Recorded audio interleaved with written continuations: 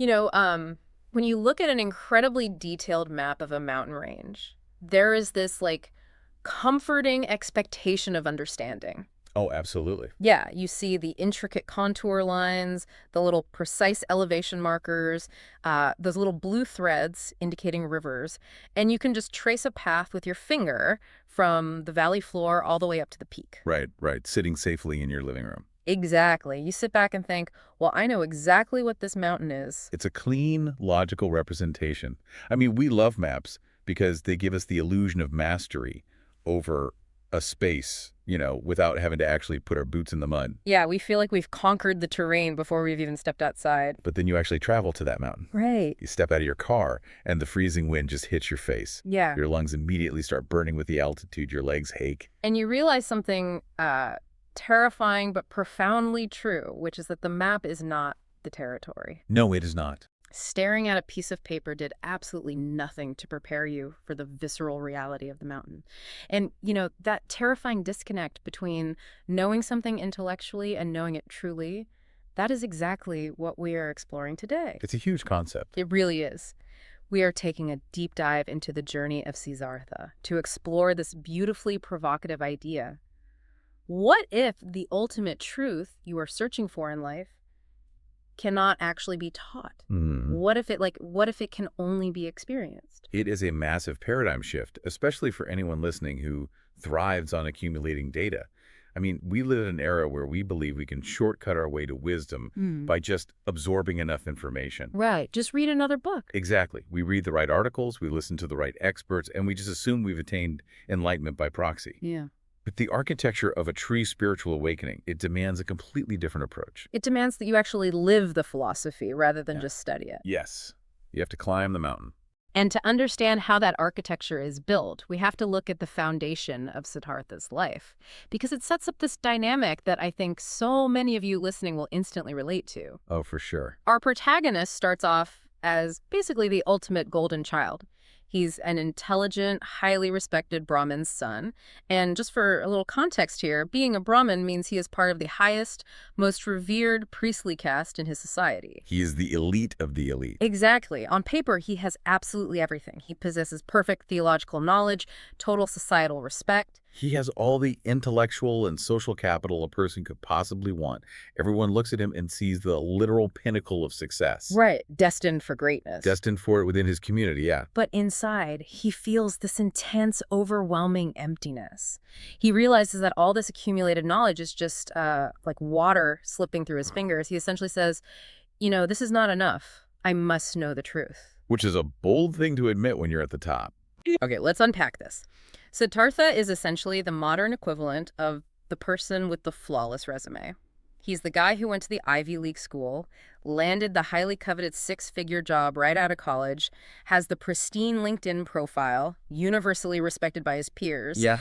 And yet he stares at his ceiling at 2 a.m. feeling completely hollow. That is the perfect modern parallel.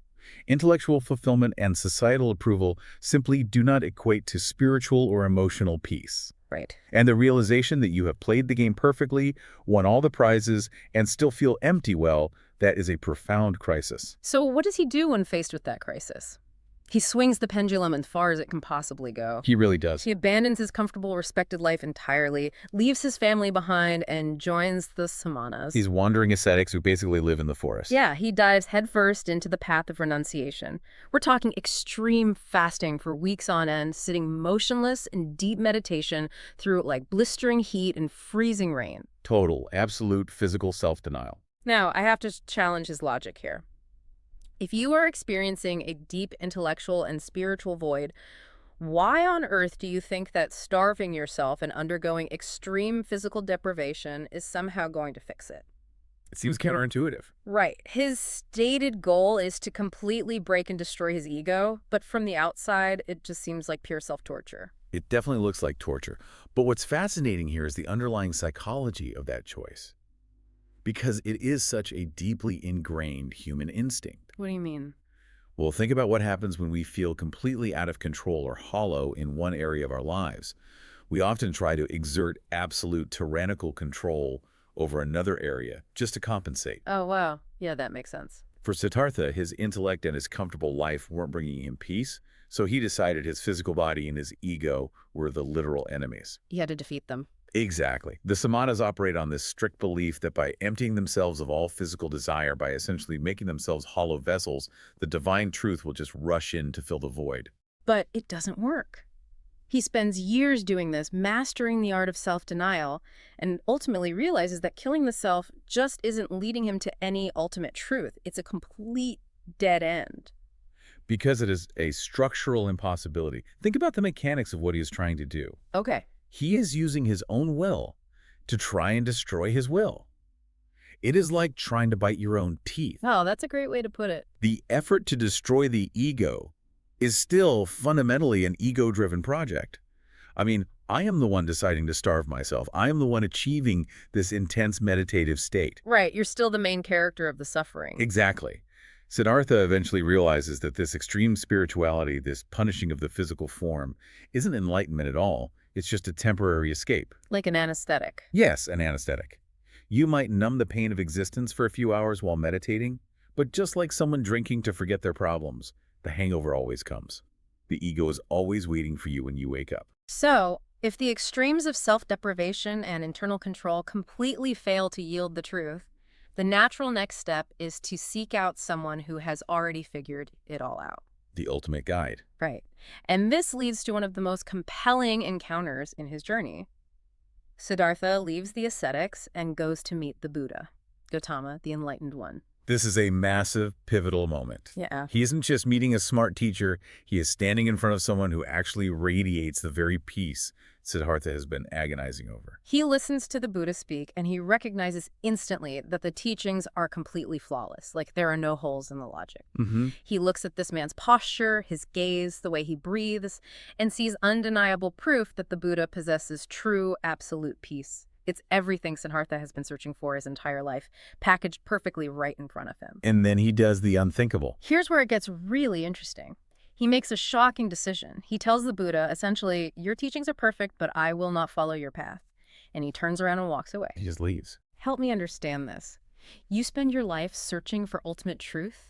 You find the literal Buddha, the one human being who actually holds the map to the summit, and you politely decline.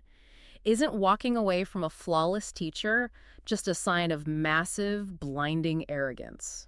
It is so easy to interpret it as arrogance. But if we break down the philosophical breakthrough happening here, it is actually an act of immense humility and insight. Humility? How so? Siddhartha realizes a crucial limitation about the nature of knowledge. The Buddha's teachings are indeed perfect, but they are a description of the Buddha's unique experience. They are not Siddhartha's experience. Ah, meaning the truth is untransferable. Precisely. You cannot digest someone else's meal and expect to absorb the nutrients. Wow, yeah. Books, lectures, flawless teachers, they can point the way. They are the map. But if you simply adopt someone else's system of living, you are living their truth, not yours. You are wearing clothes tailored for someone else's body. That makes a lot of sense. The profound realization here is that truth is fundamentally experiential. To follow the Buddha, to join his thousands of disciples, would be to surrender the friction of his own personal discovery. He realizes that ultimate wisdom actually defies instruction. So you can't just download enlightenment from a perfect teacher. Nope. You can't hack the system by finding the right guru. But if spiritual perfection from an external source doesn't yield your personal truth, what happens next? Where do you go when you've rejected both the holiest men in the forest and the most enlightened man on earth? Well, you go directly into the dirtiest, most chaotic, most materialistic corners of human existence. Talk about a pivot. He dives headfirst into the world of desire. After years of starving himself in the forest, he walks into a bustling city and decides to see if the truth he is looking for lies in the physical, material world. He really goes all in. He does. He seeks out Kamala, a beautiful and sophisticated courtesan, to learn the art of romantic and physical love. He goes to work for a wealthy merchant and throws himself into cutthroat business, trade, and the accumulation of vast wealth. Quite the change of pace from starving in the rain. Right. Now he is wearing fine clothes, eating rich foods, sleeping in luxurious beds. And imagine the visceral rush of that transition. I mean, he has spent years denying every single human impulse. Suddenly, his senses are completely overloaded. The texture of silk, the taste of wine. The thrill of a successful business deal. Initially, This completely opposite lifestyle feels incredibly vibrant and alive to him. Yeah. It is absolutely intoxicating. But the high doesn't last, does it? The novelty wears off, and over the years, the excitement fades into this slow rot of the soul. Yeah. He becomes obsessed with gambling. He becomes petty, greedy, and deeply cynical. He finds himself feeling entirely empty, deeply lost, and disgusted by his own reflection. It is a dark place. It brings him to a breaking point where he spirals into a severe depression, realizing he has completely lost his true self in this endless pursuit of pleasure and profit. And he ultimately abandons his life of wealth, leaving his mansion and his riches behind in the middle of the night. So what does this all mean? I mean, I think about the modern Silicon Valley founder, the person who grinds for a decade, sacrifices everything to achieve that highly coveted unicorn exit, cashes out for hundreds of millions, buys the sprawling compound, and then wakes up one morning realizing they are completely hollow and entirely isolated from genuine human connection. A very familiar story. Did Siddhartha just waste years of his precious life chasing business and luxury? Was this entirely destructive detour a massive mistake? It looks like a detour, sure, but the mechanics of self-discovery actually require it. If we connect this to the bigger picture, this introduces the concept of the balance of life. Okay. To answer your question directly, no, it was not a waste, and it was not a mistake. It was a structural necessity for his eventual awakening. Siddhartha had to experience the emptiness of wealth firsthand. Because of the rule that experience is greater than knowledge. Exactly. You cannot simply be told that materialism is hollow and truly internalize it, especially if you have a curious, seeking mind. You can hear the cliche that money doesn't buy happiness 1,000 times. A monk in a forest can preach about the evils of gold all day long. But until you have held the gold, until you have felt the momentary thrill of it and the inevitable crushing emptiness that follows, you don't actually know it. You only know about it. Yes. Think of it like touching a hot stove. You can warn a child endlessly, but the lesson only becomes permanent truth the moment their skin touches the metal. Wow. Yeah. Siddhartha had to learn through pure exhaustion that either the extreme spirituality of the ascetics nor the extreme materialism of the merchants holds the answer. The tension between those two extremes is what eventually creates the space for real peace. So absolute spiritual purity is a dead end. Ultimate material indulgence rots you from the inside out. He is stripped of his spiritual pride, he has walked away from his immense material wealth, and he hits absolute rock bottom. He even contemplates ending his own life at this point. He does. And it is here, at his absolute lowest, most broken point, that he finally finds a teacher that doesn't use words at all. He finds a river. And he decides to stay there. He apprentices himself to the ferryman, Vasudeva, a simple man who possesses an incredibly profound, quiet wisdom. Vasudeva doesn't lecture him. No, not at all. He just invites Siddhartha to listen to the water. The river becomes the ultimate mechanism for his understanding of the universe. The water teaches him that life continuously flows. But more importantly, it teaches him about the illusion of time. This is such a crucial part. It shows him that the past, the present, and the future are all one, and that absolutely everything is connected. Let's break down how a river actually teaches that, because it's a brilliant metaphor. When you look at a river, the water is flowing past you in the present moment. But that exact same water is simultaneously at its source in the mountains. It is simultaneously at the waterfall miles upstream, and it is simultaneously dissolving into the vast ocean downstream. Wow. The river exists everywhere at once. There is no past river or future river. There is only the river. Siddhartha realizes that human life operates on the exact same principle. So all of his past selves are still there. Exactly. The boy he was, the ascetic fasting in the woods, the wealthy merchant, and the old man sitting on the bank are not different people separated by time. They are all present simultaneously within him. The illusion of fragmented time is what causes anxiety, but the reality of omnipresence brings peace. That is a beautiful concept, but his time at the river isn't just peaceful observation of the water. Life still happens to him, and it brings a really agonizing chapter. It does. Kamala, his former lover, passes away, leaving Siddhartha to raise their young son, and Siddhartha experiences this deep, profound, almost overwhelming emotional attachment to his boy. A completely new kind of love for him. Right.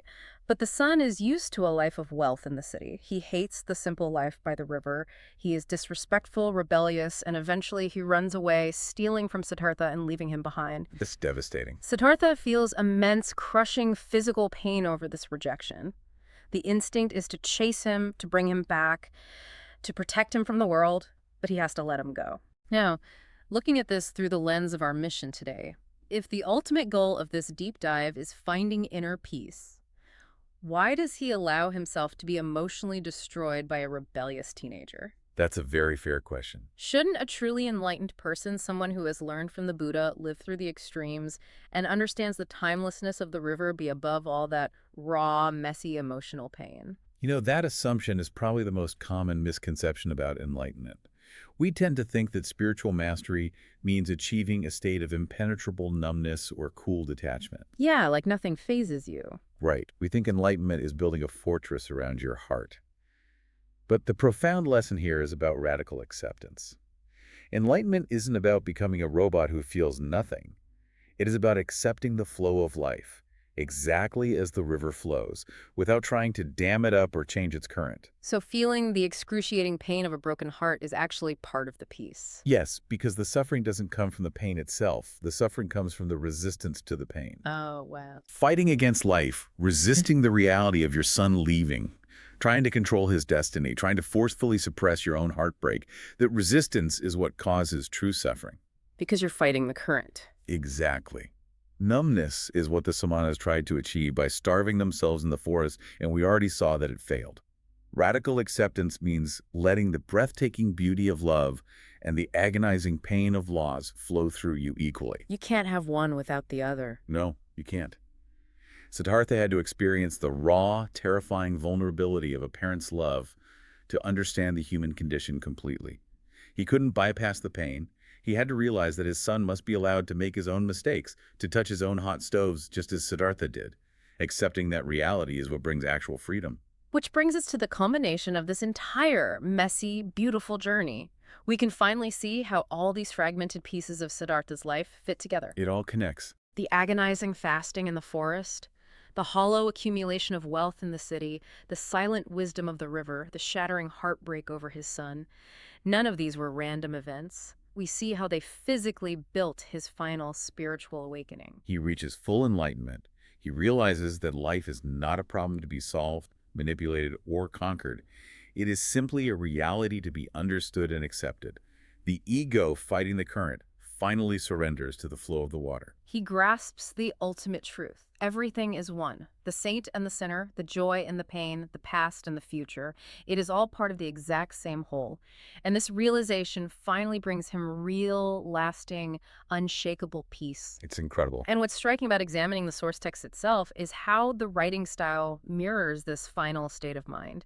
It uses incredibly simple language, yet it carries unfathomable philosophical depth. It really does. It's calm, it's reflective, it reads like a slow, steady exhalation, but it leaves an impact that fundamentally rewires how you view your own life.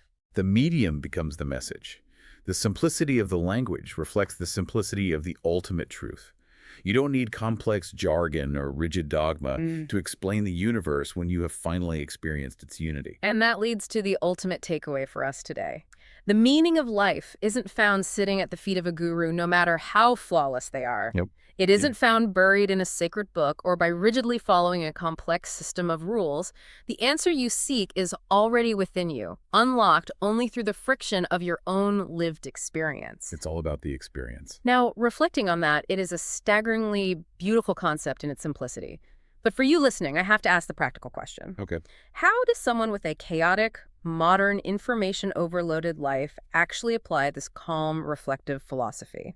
I mean, when you are drowning in a flooded inbox, managing endless family responsibilities, and bombarded by a 24-hour news cycle, how do you trust that the answer is already within you? How do you find your river in the middle of all that noise? This raises an important question, and I think you find it by radically shifting how you view the events of your own life. What do you mean by that? We have a terrible habit of viewing our mistakes and our pain as detours. We tell ourselves stories like, well, if only I hadn't taken that wrong job, or if only I hadn't wasted years in that toxic relationship, I would finally be on the right path. Yeah, the regret. Exactly. Yeah. But synthesizing Siddhartha's entire journey completely destroys that perspective. Every single step he took, even the greedy, cynical business years, the supposedly arrogant rejection of the perfect Buddha, and the agonizing parenting failures, None of those were detours. They weren't distractions from the path, they were the path. Exactly. They were the essential building blocks, the very architecture of his enlightenment. He could not reach the roof of his spiritual experience without building the foundation and the walls out of those exact specific mistakes. What? The profound actionable lesson for the listener here is that your own messy, everyday experiences, your professional failures, your personal heartbreaks, your moments of greed or selfishness, they are your greatest teachers. The answer is within you because your actual messy life is the curriculum. That completely reorients how you handle a bad day or a major life failure. It really does. To briefly recap the journey we've taken with you today, we have followed Siddhartha from his starting point as a restless elite intellectual who felt completely hollow despite having all the right answers on paper. Mm-hmm. We watched him swing wildly through the punishing extremes of brutal self-deprivation and the hollow, intoxicating rush of material greed. And we followed him all the way to the muddy banks of a river where he finally learned to stop using his ego to control life and started radically accepting its natural flow. Beautifully said. We have seen undeniably that true wisdom absolutely defies instruction. It demands the friction of experience. We can sit here and give you the overarching themes, we can outline the mechanics of the philosophy, but the actual tangible wisdom is something you have to generate yourself. You have to go touch the stove, you have to put your boots in the mud. Which leaves us with a final thought for you to mull over as you transition back into the chaos of your day. If Siddhartha absolutely had to make all those so-called mistakes, like abandoning the Buddha's flawless path, becoming a cynical, greedy merchant, and suffering agonizingly over the rejection of his son just to reach ultimate inner peace, Yeah. is there really such a thing as a wrong turn in your own life? Or is every detour you take, every catastrophic failure you endure, and every heartbreak you survive just the exact, perfectly necessary experience you need to eventually find your own river? It changes how you look at the map entirely. The moments where you thought you were completely lost in the wilderness were actually the exact terrain you needed to explore to understand the mountain. Precisely. Mhm. Because tracing the lines on the map will never, ever be the same as climbing the mountain yourself. We want to warmly thank you for joining us on this deep dive today. Keep trusting the messy reality of your own experiences, keep exploring the territory, and we will catch you on the next one.